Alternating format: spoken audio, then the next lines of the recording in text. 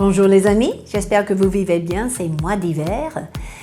J'ai été particulièrement touchée ce mois-ci de faire une série parce que j'ai découvert que quelque chose de puissant se passe à chaque fois que Jésus dit « Je suis ».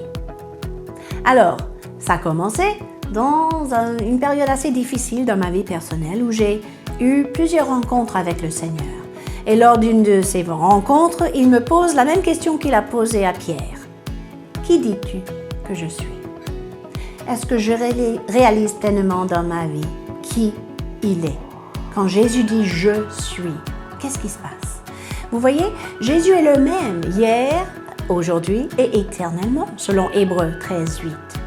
Mais j'ai aussi découvert que dans Jean 8:58, Jésus leur dit « En vérité, je vous le dis, avant qu'Abraham fût, je suis ». C'est-à-dire qu'il est présent dans notre passé, dans notre présent et dans notre avenir. Et n'oubliez pas, dans Colossiens 1:27, c'est Christ en nous qui est l'espérance de la gloire. Ce Christ en nous veut également se révéler à notre entourage, n'est-ce pas? Alors, regardons un premier exemple aujourd'hui, dans Matthieu 15, verset 32. Jésus ayant appelé ses disciples dit « Je suis ému de compassion pour cette foule, car voilà 3 jours qu'ils sont près de moi, ils n'ont rien à manger. Je ne veux pas les renvoyer à jeun, de peur que leur force ne leur manque en chemin. » Vous voyez bien la séquence? Il dit d'abord « Je suis ému de compassion ».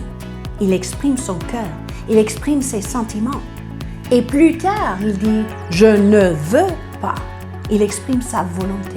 Souvent, nous faisons l'erreur de demander « Quelle est ta volonté, Seigneur ?» en premier, sans savoir qu'il veut révéler d'abord sa nature, ses émotions, ses pensées et ses sentiments. « Je suis » va toujours précéder le « je veux » de Jésus. Alors nous voici avec lui près de la mer de Galilée, entouré de ces personnes dans la foule. Ça me fait poser la question aussi, est-ce que ma vie attire des personnes dans le besoin? Est-ce que quelque chose qui émane de moi peut attirer des personnes assoiffées de la vérité? Je l'espère bien. J'aspire à ça en tout cas. Et j'espère que c'est le cas pour vous aussi.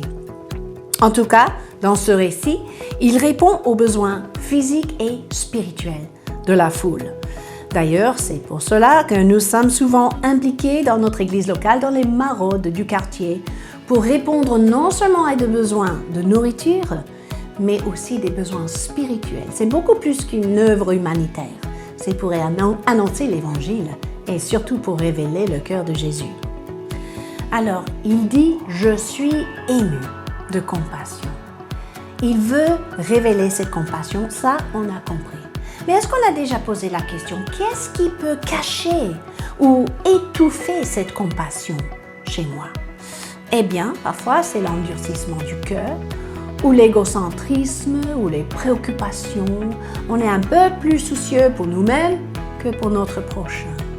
Mais quand on découvre que Jésus est celui qui dit « Je suis ému », il nous révèle qu'il est conscient de nos besoins, il est conscient de nos états, il est soucieux de notre avenir.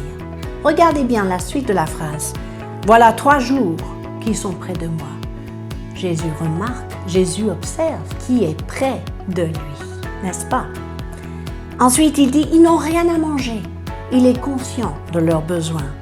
Il est conscient de ce que nous recevons ou ce que nous ne recevons pas aussi. Ensuite, il dit « Je ne veux pas les renvoyer à jeun ». Mes amis, il y a un temps pour jeûner, n'est-ce pas? Mais il y a aussi un temps où Dieu veut libérer sa provision dans nos vies, surtout spirituellement. Il ne veut pas que nous demeurions dans le manque.